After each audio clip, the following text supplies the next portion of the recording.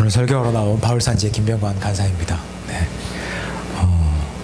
시작도 전에 이렇게 목사님은 축하하셨지만 또 이렇게 부담되게 또 이렇게 말씀해 주셔가지고 약간 부담이 되지만, 부담된다고 뭐 준비해온 메시지가 달라지는 건 아니니까요. 메시지 한번 같이 나눠보도록 하겠습니다. 아모스서 3장입니다. 사자 으르렁 거리는 소리 혹시 들어보신 적 있으십니까? 그 옛날 그 영화사에 사자 나와서 막 짖는 그거 말고, 그거는 이제 아주 포효하는 사자 소리고, 사자가 으르렁 거리는 소리 들어보신 적 있으십니까? 제가 한번 들어봤습니다. 그 어디지? 스타디움 쪽에 지하에 이렇게 동물들 있는데 거기에 이제 백사자가 있는데, 하루에 자는 것 말고는 뭐 하는지 모르겠는데 갑자기 일어나더니 으르렁 거리는 소리를 들었습니다. 아마 잠꼬된 것 같은데 저는 그걸 듣고 깜짝 놀랐습니다. 와, 진짜 사자는 사자구나.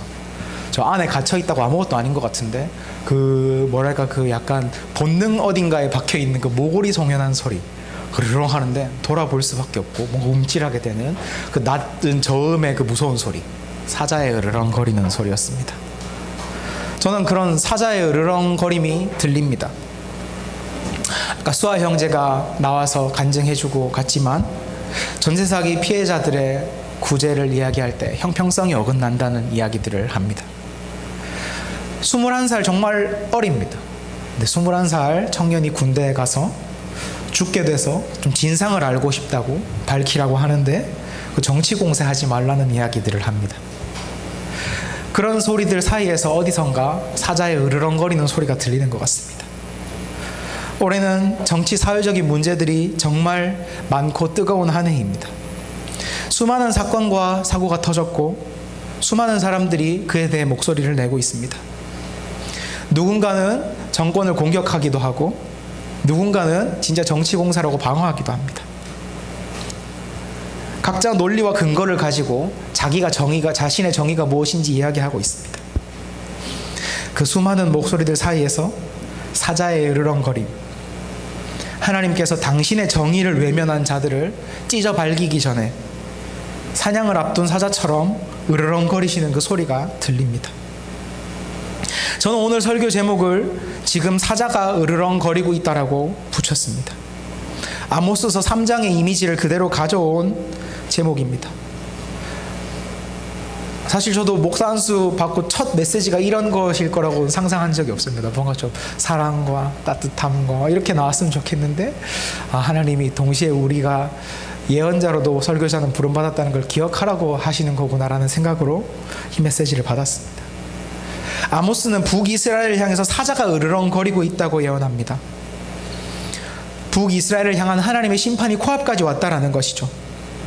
사자는 심판의 이미지로 사용됐습니다. 하지만 본디 사자는 고대 근동에서는 수호신의 이미지였습니다. 파마제약, 그러니까 좀 무협지 같네요. 네. 악한 것을 이렇게 없애고 그것들을 벌하는 그런 이미지가 사자에게 있다라는 것이죠. 그 파마제약의 메시지, 악은 벌하고 백성들은 든든하게 하는 그 이미지가 사자에게 있었습니다. 그래서 사자는 수호상으로도 많이 사용되었고요. 그 이스라엘 예루살렘 들어갈 때 사자문이 보면은 군인들이 전쟁에 승리하거나 개선장군들이 들어갈 때 들어가는 문이 사자문입니다. 가장 영광스러운 일이 있을 때 들어가는 문. 그 사자의 으르렁거림 소리를 들을 때 사실 백성들은 든든했습니다. 근데 북이스라엘은 지금 소리를 잘못 듣고 있습니다. 자신들의 풍요가 하나님의 축복이라고 생각하면서 자신들의 풍요가 하나님이 복 주시는 소리라고 듣고 있었습니다. 하지만 아모스는 이야기합니다. 그 으르렁거림 소리는 너희를 지키는 소리가 아니라고. 그건 너희를 노리는 소리라고. 백성을 지키는, 백성들을 등지고 하는 으르렁거림이 아니라 너희들을 지켜보고 사냥감으로 여기고 있는 으르렁거림이라고 이야기합니다. 사자의 으르렁거림 소리가 들리지 않느냐? 하나님의 심판이 보이지 않느냐? 아모스가 이렇게 강하게 이야기하는데도 북이스라엘 귀에는 전혀 그런 소리가 들리지 않았습니다. 오히려 북이스라엘은 샴페인 뚜껑 따는 소리 들어보셨습니까? 왜 샴페인을 축제 때 터트리는지 압니다. 그 소리를 들어보면 퐁 하는데 정말 경쾌한 소리가 납니다. 아모스는 사자 울음소리를 듣고 있는데 북이스라엘은 샴페인 소리를 듣고 있었습니다. 왜냐? 그들은 당시 최전성기를 맞이하고 있었기 때문입니다. 북이스라엘은 고대 근동 국가들의 리더가 되어 있었습니다. 강력한 군사력을 바탕으로 우리 1장에 나왔던 여러 민족과 국가들 사이에서 주도권을 쥔 나라가 됐습니다. 북이스라엘은 경제적으로 고성장을 경험하고 있었습니다. 주도권을 쥐고 주변국과 무역을 트면서 이제 고부가 가치 농산물을 생산합니다. 이들이. 그러면서 경제적으로도 부흥을 맞이합니다. 북이스라엘은 종교적으로도 부흥했습니다. 이렇게 우리나라가 군사적으로 강하고 리더국이 되고 잘 먹고 잘 사는 이유가 하나님 복 주셔서 그래라면서 수많은 예물과 제물들이 들어왔고 수많은 종교적 행사들이 벌어졌습니다. 현대적 용어로 바꿔보면은 OECD 수장국이 됐다거나 GDP가 매년 막 고성장하고 있고 종교적인 부흥이 일어나는 아주 해피한 상황입니다. 북이스라엘 역사상 이런 전성기가 없었기 때문에 이들은 심판은 무슨 심판이냐, 이런 축복이 없었다라고 대응했습니다. 북이스라엘은 아모스의 심판 이야기를 헛소리라고 치부합니다. 9장 1절에서 보면 재앙이 우리에게 덮치지도 가까이 오지 않는다라고 그들은 공공연히 예언하고 있었고, 5장에서 제사장인 아마샤는 헛소리하지 말고 고향으로 돌아가라 라고 이야기합니다. 사자가 으르렁거린다는 아모스의 증언, 샴페인 뚜껑 터지고 있다는 북이스라엘의 증언, 같은 상황 속에서 왜 그들은 다른 소리를 듣고 있는 것입니까? BSM을 하면서 저는 그 이유를 찾을 수 있었습니다. 같은 상황인데 둘이서 다른 소리를 듣고 있는 이유는 그들이 다른 정의를 가지고 있기 때문에 다른 해석을 하고 다른 소리를 들은 것입니다. 둘은 같이 주전 8세기 북이스라엘 사회를 바라보고 있지만 그들이 가지고 있던 정의는 달랐습니다. 북이스라엘은 우리들에게 친숙한 표현으로는 자본주의적 정의, 국가주의적 정의를 가지고 있었습니다. 그들에게 정의는 부국강병, 그에 비춰봤을 때 북이스라엘의 높아진 GDP와 국제 위상은 그들이 축복받고 있다, 우리 잘 살고 있다라는 평가를 내리게 만들었습니다. 물론 사회적인 희생이 생기긴 했습니다만 그 희생을 발판 삼아서 강력한 국가가 됐고 우리가 덕분에 이렇게 여기를 지배하고 있지 않느냐, 그러니까 이건 축복이다, 그들의 메시지였습니다. 하지만 아모스는 하나님의 정의를 따랐습니다. 높은 GDP, 강대국, 그것 너머에 그 정책에 의해 희생된 사람들, 그들에게 아모스는 눈을 맞췄습니다. 무역을 활발하게 만든 뒤에 이스라엘이 팔 것들을 고민하다가 올리브 그리고 고부가 가치 작물들을 생각해내고 그것들을 재배하게 만들었습니다. 그 결과 우리는 바꾸면 되겠지 뭐라고 생각하겠지만 농사는 하루 이틀에 되는 게 아니지 않습니까? 밭을 갈아엎어야 되고 그 밭을 새로운 작물로 작물을 심어야 되고, 또 올리브는 벼 같은 게 아닙니다. 나무입니다. 나무. 자라는데 몇 년이 걸립니다. 그리고 그 몇 년의 시간을 농민들은 감당할 수가 없었습니다. 일반 농민들은 소작농이 되었고 버텨야 되니까, 그 시기에 돈을 빌리고 내 땅을 담보로 넘기고 그 시기를 버텨야 되니까 소작농들은 자녀를 팔았습니다. 나라는 분명히 몇 년 뒤에 부유해졌습니다.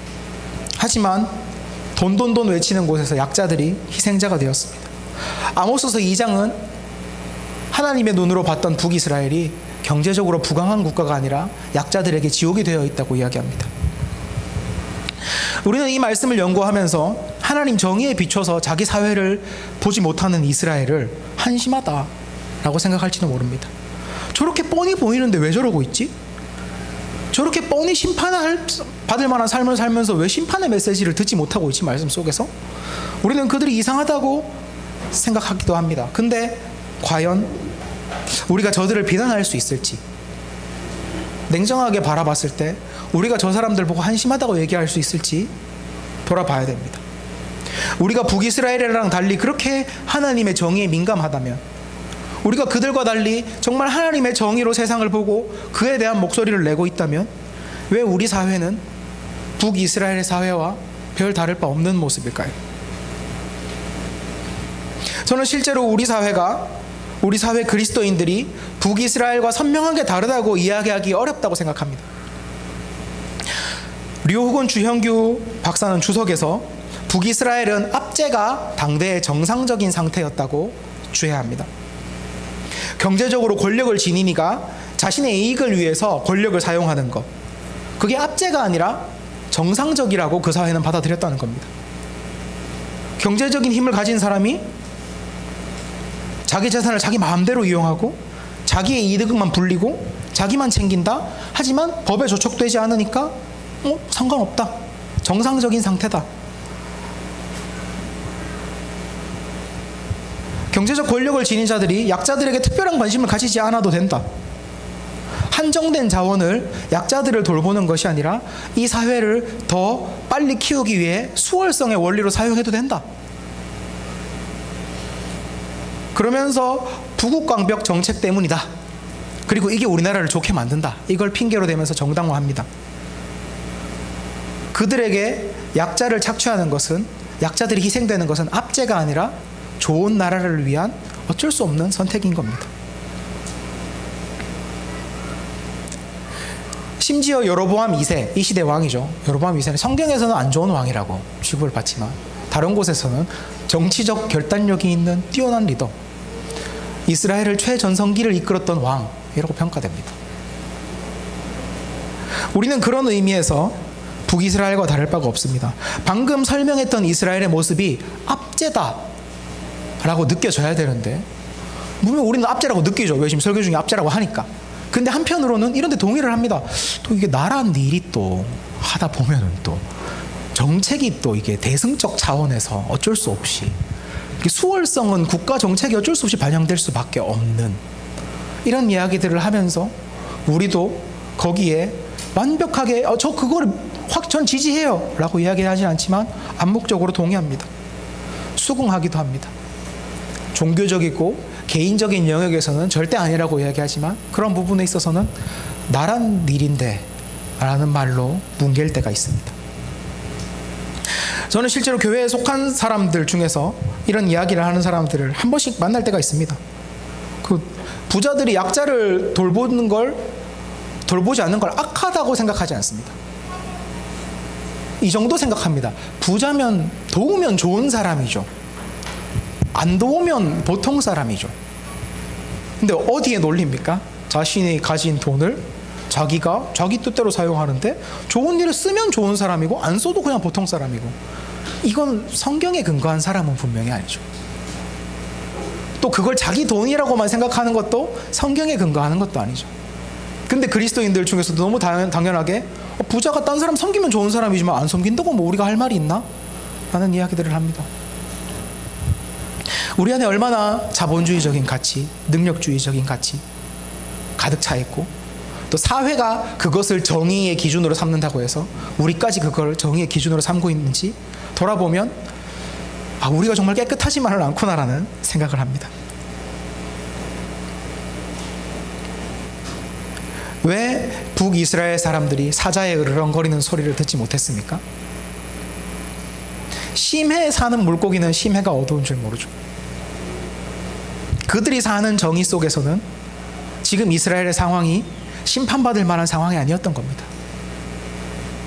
근데 만약에 그리스도인들이 압제당하는 자들을 보면서도 그것이 압제가 아니라 세상이 그럴 수도 있지, 나란 일이란 건 어쩔 수 없이 그럴 수도 있는 거지 라고 이야기한다면, 그게 진짜 압제고 잘못된 것이라고 느끼고 비판하고 뛰어들지 않는다면 우리도 어쩌면 같이 심해에 있기 때문이 아닌가, 어쩌면 우리가 심해어가 아닐까 라고 생각해 볼 수 있습니다.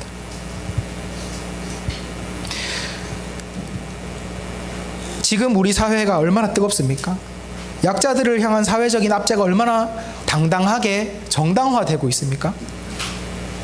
한 번씩 핑계들을 들어보면 진짜 싫은데 제가 법을 모르니까 또 법적으로는 또 사람들이 법적으로 법리적 해석으로 이렇게 해주는 분석하는 뉴스들 있잖아요. 보면은 또 법리적으로는 별 문제가 없는 것들이 많아.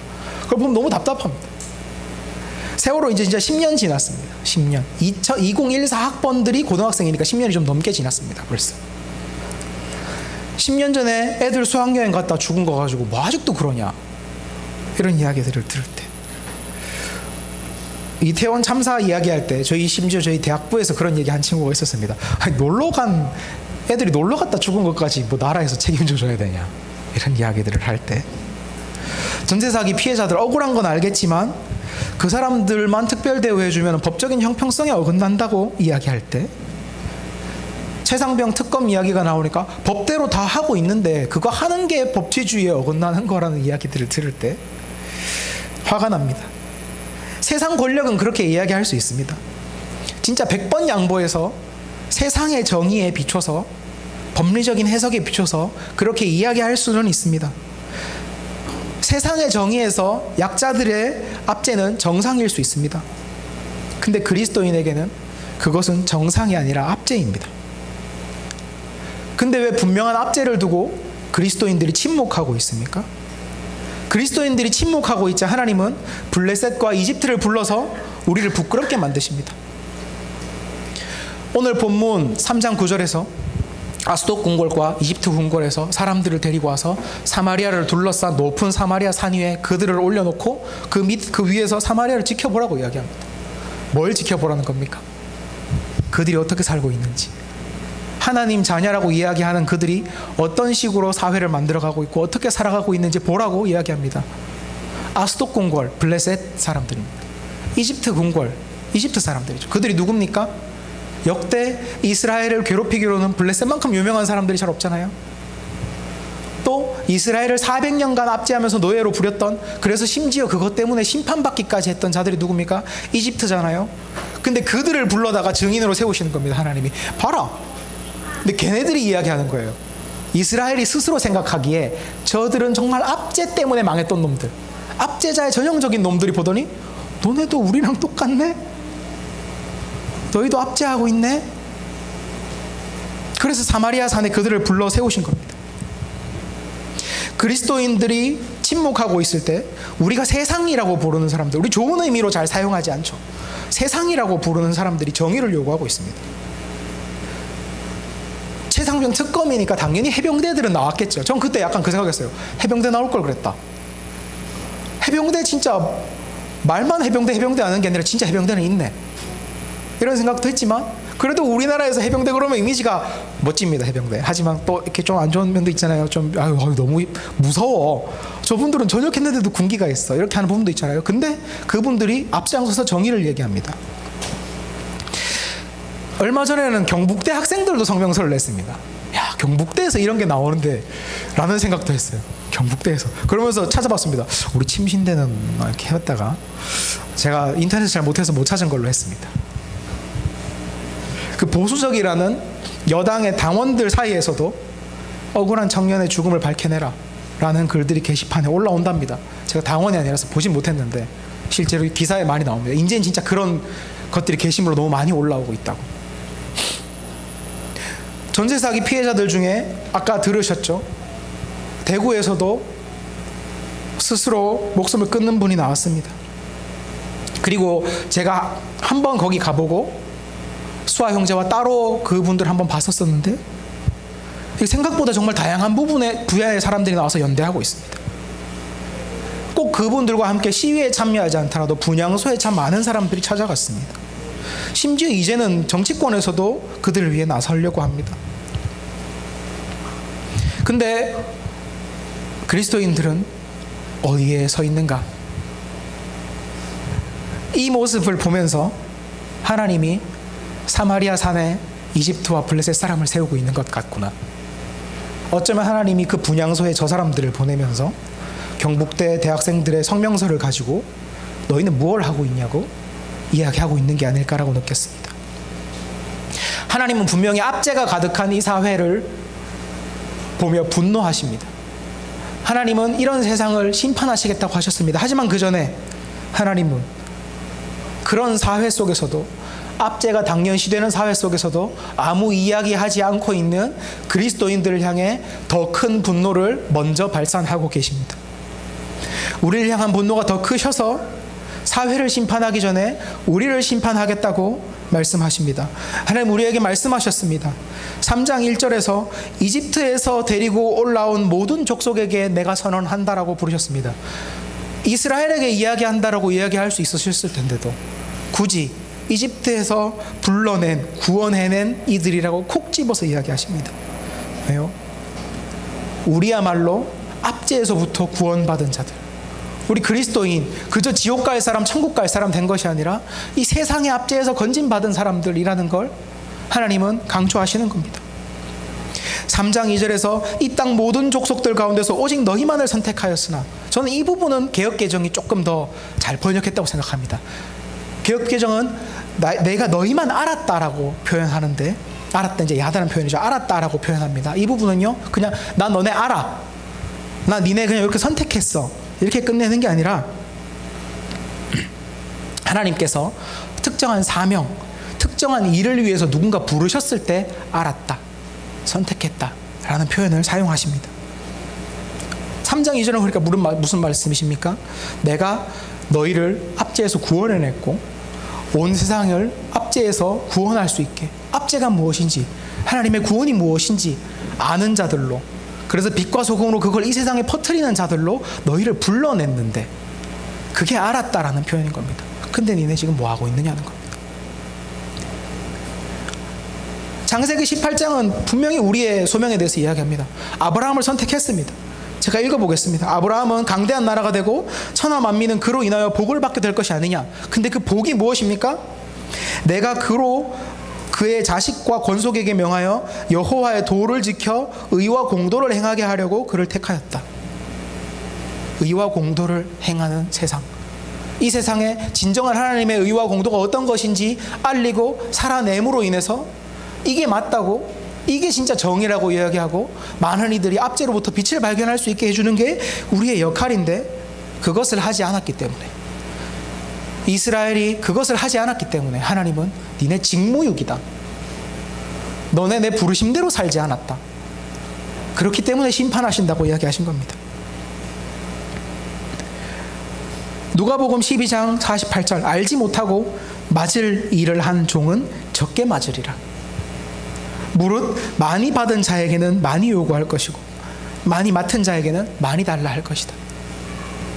하나님은 우리를 구원해내시면서 우리를 선택하셨습니다. 그건 특권이죠. 어마어마한 특권이죠. 하지만 그 특권은 그저 우리가 구원받았다, 기쁘다 해서 끝나지 않습니다. 하나님은 그들을 구해내면서 알았다고 선택하셨습니다. 그 특권에는 책임이 같이 주어집니다. 이 땅에서 하나님의 구원을 보여줄 사람들, 압제가 무엇인지 드러낼 사람들, 하나님의 의와 공도를 행할 사람들이라는 책임이 우리에게 주어지는 겁니다. 우리는 사회 정치적인 문제들에 대해 듣게 될 때 하나님께 정의의 책임을 위임받은 우리가 거기에 역할이 있다는 걸 인식해야 됩니다. 하나님은 온 땅 수많은 족속들 가운데서, 수많은 사람들 가운데서 우리 믿는 자들을 택하셔서 당신의 정의를 맡기셨습니다. 그래서 우리의 침묵은 다른 그 누구의 침묵보다도 더 큰 죄고, 우리의 침묵은 누구보다도 더 큰 심판을 받습니다. 우리들에게는 수많은 변명들이 있습니다. 하나님 정의가 무엇인지 제대로 배운 적이 없습니다. 아직 제가 아직 그걸 배우지 못했습니다 라고 이야기하는 자들에게 하나님은 내가 말씀 속에서 다 가르쳤다고 이야기하십니다. 굳이 출애굽을 왜 계속 상기시키겠습니까? 다 가르쳤다는 겁니다. 하나님의 정의는 알았지만 저희의 영역인지 잘 몰랐어가지고 저희가 일단 교회만 일단 섬겼습니다 라고 하는 자에게는 분명히 이야기하셨습니다. 아브라함을 온 땅을 위해서 선택하셨다고, 무엇을 해야 될지 몰랐다고, 누구를 향해야 할지 몰랐다고 우리가 변명할 수가 없습니다. 수많은 선지자와 기독교의 역사들로부터 우리는 변명의 여지를 다 잃어버렸습니다. 하나님이 정말 많이 증거해 두셨기 때문입니다. 침묵하는 그리스도인들에게는 심판이 있을 것입니다. 하나님의 정의를 알지만 침묵하고 있든, 아니면 세상의 정의에 동조해가지고 진짜 몰라서 거기에 동조하며 살든, 하나님은 우리를 바라보실 때 나의 정의를 맡긴 자들로 바라보고 계십니다. 그렇다면 우리도 대자보 붙이고 성명서 내야, 그래야 심판을 피할 수 있습니까? 당장 광화문으로, 거긴 좀 머니까 동성로로 우리가 막 뛰어가야지 우리가 살아남을 수 있습니까? 저는 어떻게 해야 할까 이전에, 그렇다면 우리에게 맡기신 하나님의 그 정의가 무엇인가, 무엇을 해야 되는가 이전에, 아니 어떻게 해야 되는가 이전에 뭘 해야 될까, 하나님의 정의가 뭘까, 이걸 생각해 봐야 된다고 봅니다. 2024년 한국에서 하나님의 말씀인 아모스서는 정의가 이것이라고 이야기합니다.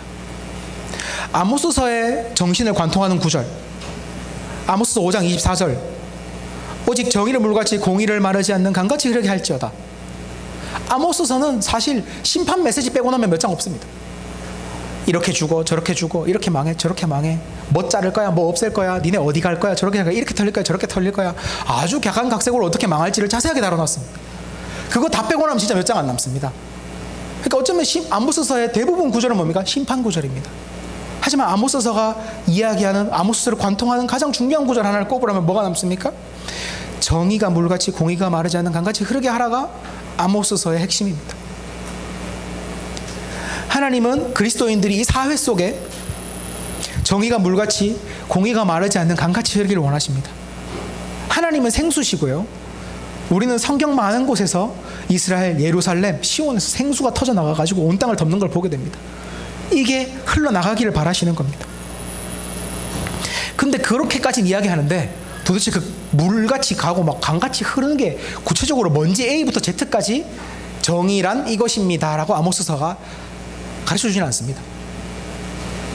대신 우리는 하나님의 정의를 구현하기 위해 어떻게 해야 될지 약간의 힌트를 얻을 수 있습니다. 아모스서에서 하나님의 정의 구현은요, 약자에 대한 관심이라는 힌트를 주고 있습니다. 아모스서에서 하나님은 이스라엘에 수많은 죄가 있을 텐데 유독 약자들에 대한 대우를 언급하십니다. 2장에 많죠. 의인과 가난한 자를 팔고 힘없는 자들을 밟고 연약한 자들의 길을 굽게 하고 연약한 자들을 착취하고 막 옷 전당 잡는 이야기. 부자는 옷 전당 안 잡힙니다. 돈이 없으니까 잡히지. 착취해가지고 얻은 두로 막 누리고 있는 그런 이야기. 2장에 분명히 이스라엘이 이거 말고 잘못하는 게 많을 텐데 가장 많이 다루는 것이 약자들을 향한 대우가 포악했다라는 겁니다. 3장의 출애굽 기사로 이야기가 시작되죠. 3장의 출애굽 기사도 약자의 초점을 맞춥니다. 하나님은 계속 이스라엘 백성한테 예언하시면서 출애굽을 계속 상기시키십니다. 근데 출애굽이 어떻게 시작됐습니까? 출애굽기 3장 9절 보면 나옵니다. 학대받는 이스라엘의 울부짖는 소리를 내가 들었다. 그게 출애굽의 시작입니다. 약자의 자리에서 눈물 흘리면서 부르짖는 자들. 사실 근데 그들이 착취당하긴 했지만 제국주의적 그 이집트 밑에서 뭐 사실 합법적으로 노동하고 있었잖아요. 하지만 그 약자들의 압제당하고 있다는 걸 나는 들었다라는 겁니다.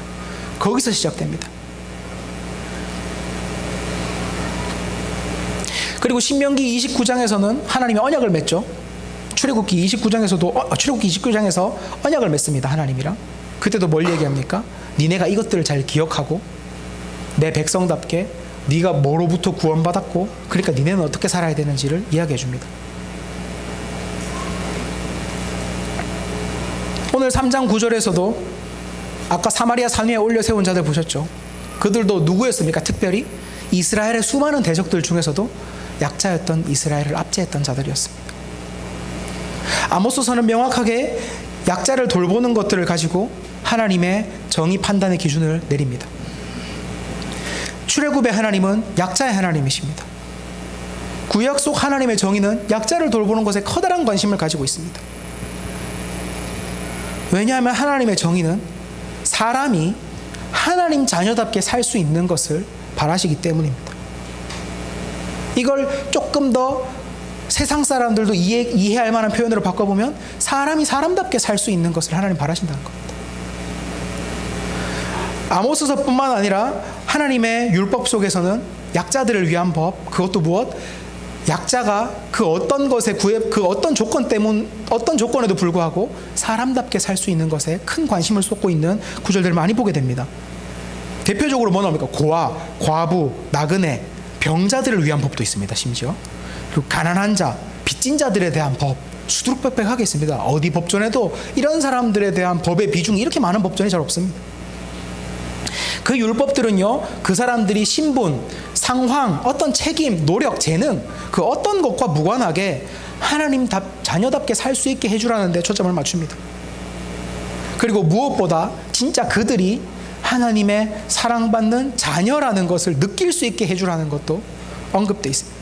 그 정신들을 강조합니다. 하나님이 이스라엘을 이집트에서 구원하시고 제일 먼저 주신 것이 무엇입니까? 안식일입니다. 안식일. 예수님도 이야기하셨죠. 안식일이 사람을 위해 있다고. 우리가 안식일을 연구해보면 실제로 그렇습니다. 안식일을 무엇 때문에 주셨습니까? 쉬는 날 없이.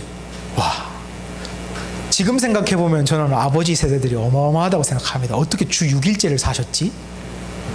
왜 아버지는 소파에 항상 누워있는가?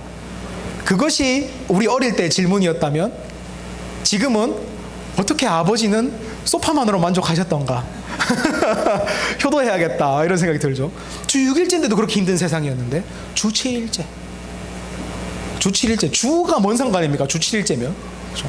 그런 곳을 살던 이스라엘에게 그들이 진짜 사람답게, 아니 그 전에 하나님 자녀답게 하나님과 인간의 관계를 회복하고, 그래서 인간으로서의 정체성과 존엄성을 회복하고 살아갈 수 있게 그렇게 주신 게 안식일이었습니다. 다른 많은 율법들 있지만 이미 너무 많이 한 것 같아서 빼야겠습니다. 길어져서.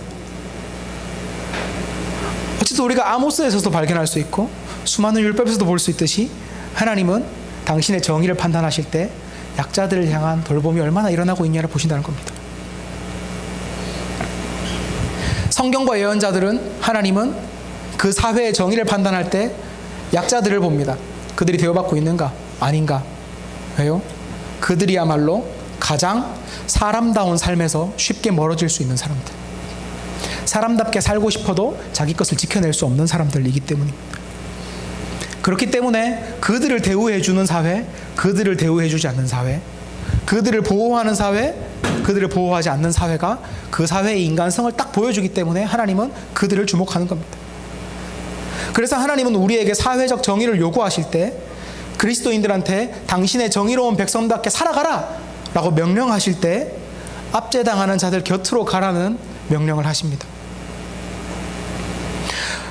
온 세상이 사람을 사람답게 대해야 된다는 걸 잊고 살아갈 때, 압제당하고 있는 저 사람들도 하나님이 사랑하시는 자녀라는 것들을 사람들이 잊을 때, 온 세상에 하나님이 살아계시고 저들을 보호하고 계시고 저들을 사랑하고 계시고 저들이 사람답게 살기를 원하신다는 것을 이야기하시는 그 방법이 우리를 그들 곁으로 보내시는 거라는 겁니다.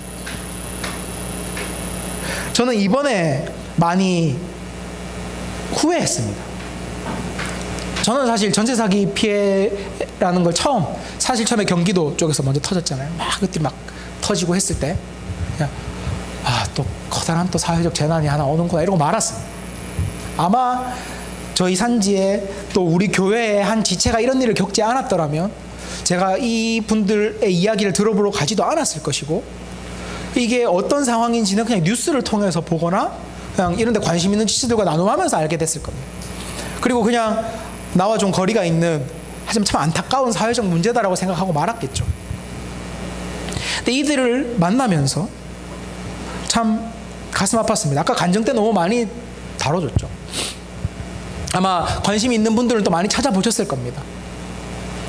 정말 나라에서 다 만들어 놓고, 청년들 대출 받으라고 대출 풀어 놓고, 부동산에서도 쉽게 계약할 수 있게 다 만들어 놓고, 허점들이 생길 게 분명히 있는데도 거기에 대해서는 일단 별로 생각 안 하고 있다가 그 허점 때문에 피해자들이 나오니까 그거는 개인 간의 거래 아닙니까? 그러게 좀 잘 알아보고 하셨어야죠. 이렇게 이야기하는 것들을 들을 때 화가 많이 났었습니다. 근데 그때도 뭘 해야 되지 싶더라고요. 여기 와서 한 번씩 이야기도 듣고, 한 번씩 그 시위하는 현장에 인원수가 중요하다고 해서, 왜 그들과 함께 하는 사람이 많다고 여겨질수록 정치권에는 압력이 들어가, 그게 이제 부담으로 다가오니까, 그래서 그곳에 그냥 머릿수를 채워주고, 또 그 수아 형제와 같이 소통하면서 형제가 그 여기 전세 사기 피해자들의 증언 영상과 채널들이 많이 있으면 유튜브에 그것들 좀 많이 공유해 달라고, 그리고 그 조회수 좀 올려 달라고, 그런 것들 해서 영상 나오면 다 보진 않아도 일단 틀어라도 놓고, 그 정도 아주 소극적인 모습으로 대응했습니다. 그리고 5월달에 이제 캠프 갔었거든요. 대학생들이랑 막 고기 먹고 막 놀면서도 저는 안 먹었습니다. 저는 식단 중이니까. 근데 애들 고기 먹는 걸 이렇게 보면서 이렇게 막 이렇게 행복하고 이게 있었는데, 그러면서도 마음 한켠에 계속 남는 거예요. 우리가 이렇게 있어도 되나? 저는 지금 와서 생각하지만 그게 으르렁거림이구나. 그게 하나님의 으르렁거리시는 소리구나. 그들을 향해 관심을 가지라고 보라고 하셨던 소리구나라는 생각했습니다. 저는 전태일 씨 전기 같은 게 이렇게 읽으면서요, 꼭 이렇게 목숨까지 버렸어야 했나라는 생각을 했었던 적이 있습니다. 전태일 씨 아시죠? 근데 그분이 그런 표현을 이제 하늘에 구멍을 뚫었다라는 표현들을 쓰잖아요. 저는 그때 그게 어떤 표현인지 사실 정확하게 알지 못했습니다. 그냥 느낌 같은 느낌으로 이해하고 있었죠. 이번에 알았어요.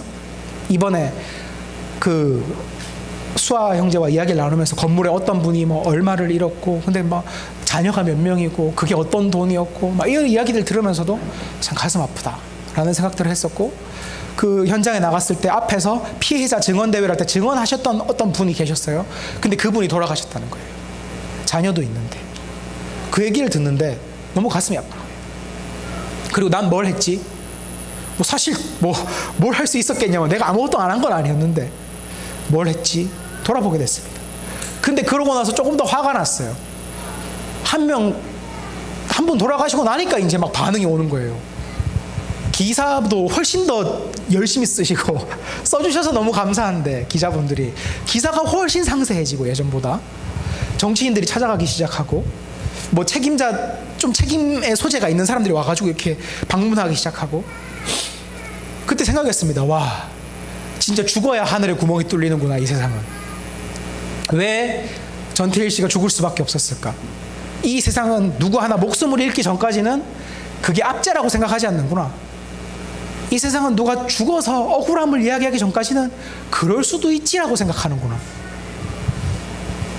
이게 죽어서 하늘에 구멍을 뚫겠다는 사람들의 마음이었구나라는 게 느껴졌습니다. 사람들이 이 세상은 누가 죽어야 잘못했다고 느낍니다. 그 전까지는 압제가 정상입니다. 근데 그래서 하나님은 우리를 두신 겁니다. 그분이 돌아가시기 전에 내 캠프 속에서 캠프 갔을 때 그 고기 굽는 앞에서 그 으르렁거리셨던 그 소리에 내가 조금 더 깨워서 어떻게 해볼 수 있을까를 좀 더 탐구해 보았더라면 얼마나 좋았을까. 그 토요일에 시위가 있었는데, 물론 토요신공이랑 시간이 겹쳐서 못 갔었지만, 그럴 때 내가 조금 더 그 이웃이라고 생각하고 그 수아 형제에게만큼은 마음을 못 썼겠지만 조금 더 그래도 알게 됐는데 하나님 보내신 사람이라고 생각하고 썼다면 어떻게 됐을까. 저는 그래서 하나님이 우리를 두셨다고 생각합니다. 누가 죽어서 이게 압제다라는 것을 이야기해야만 듣는 이 세상 속에서 그 전에 하나님 정의가 무엇인가, 하나님 약자들에게 어떤 대우를 하기 원하시는가, 그리고 세상에 기대하지 않는 겁니다. 바꿔지면 좋겠죠. 그들이 도와주면 좋겠죠. 근데 하나님은 정의를 우리 손에 맡겨놨다는 게 정부야 깨달아라는 목소리를 하려고 우리에게 주셨다는 게 아니에요.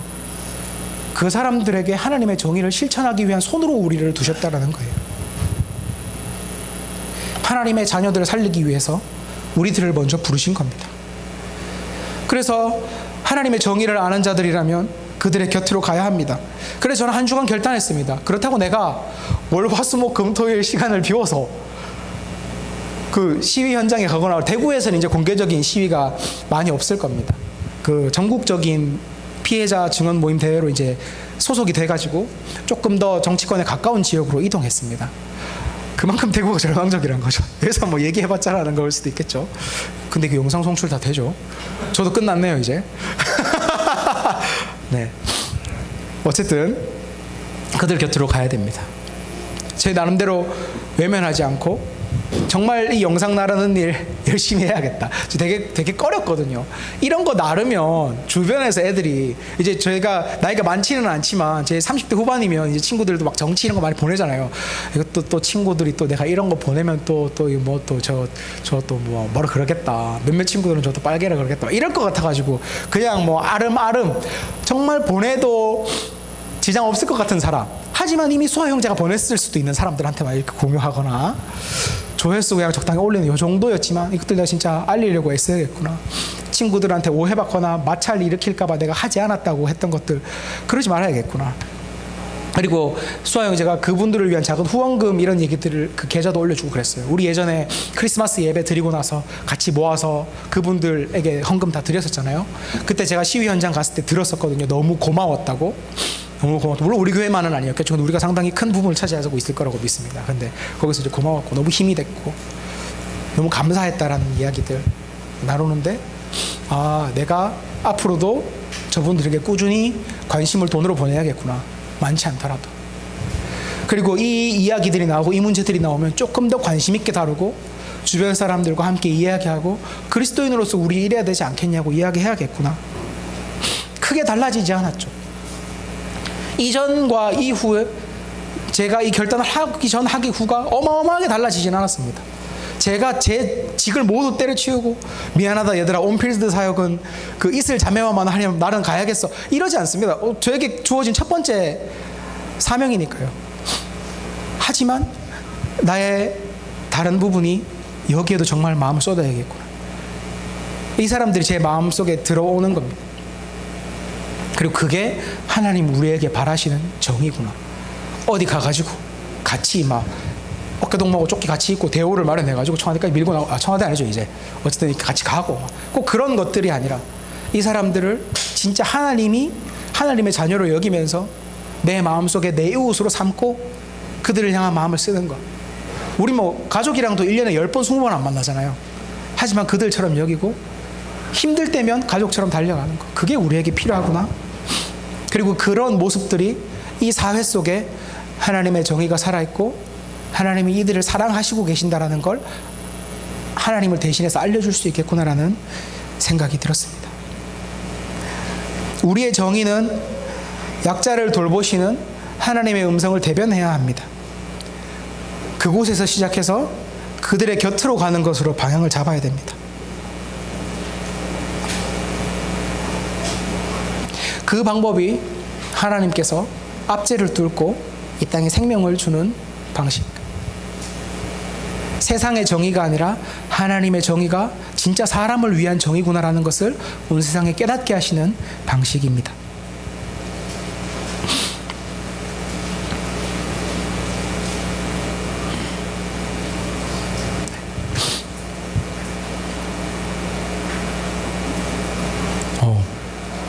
네.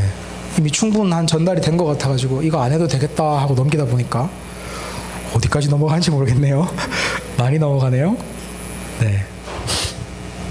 저는 출애굽 기사를 그리스도인들이 기억했으면 좋겠습니다. 사실 설교는 듣고 그리고 그때 BSM 우리가 해도 또 시간이 지나면 우리의 무의식 중에 이렇게 많이 저장해두지 항상 생각나진 않지만, 그리고 어떤 책 한 권의 제목들은 우리 안에 많이 기억이 남잖아요.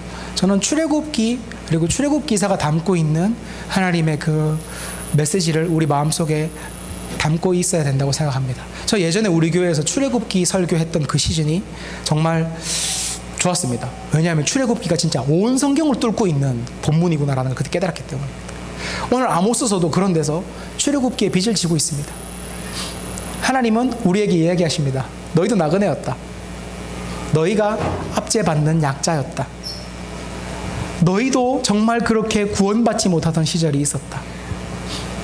그러면 그 말은 뒤에 너무나 당연스러운 다른 말들을 데리고 옵니다.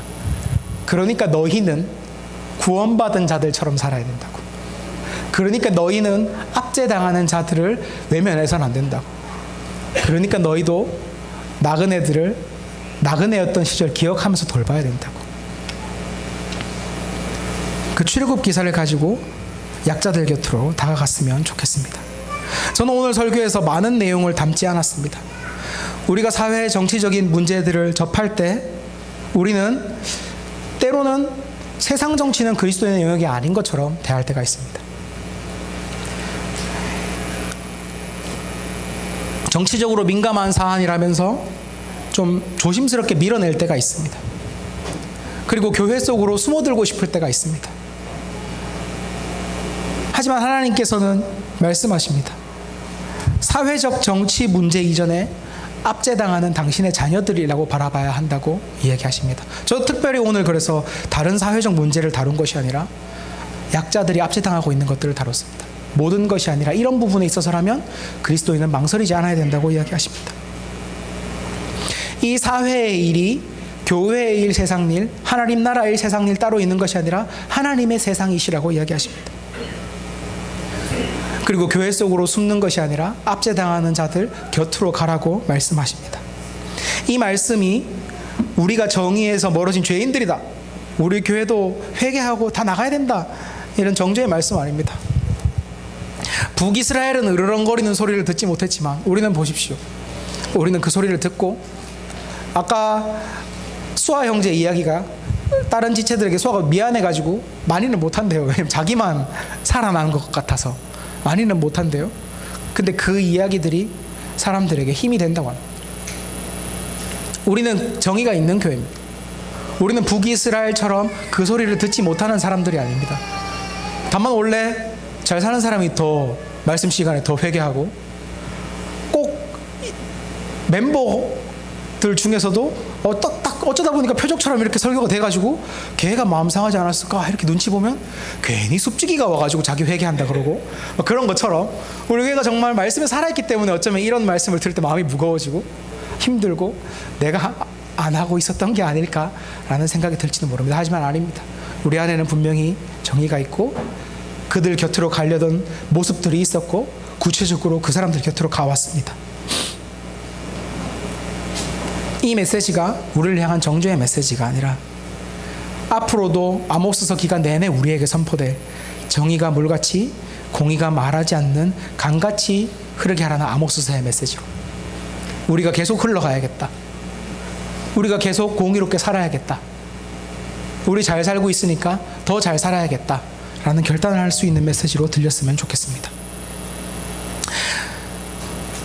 하나님 정의에 더 민감해지는 우리 교회가 되기를.